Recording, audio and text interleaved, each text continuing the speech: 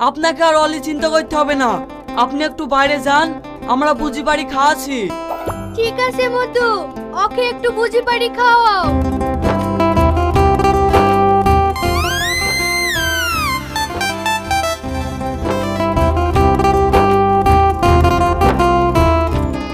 লে বেশি ঘ্যামলিস নি, খেইলে। খাবো না বলিস তো খাবো না, বেশি বকাস নি তো। দেখ আর খাবারের উপরে রাগ করিস নি। কি সুন্দর সেন্ট, শুনি তো আমাদেরই খেতে মন চাইছে। লে খেইলে। আচ্ছা তো দেখে আর কতবার বলবে বলতো, আমি খাবো না। তুই খাবি নি তো? না। শেষবারের মতো বলছি, ভেবি দেখ।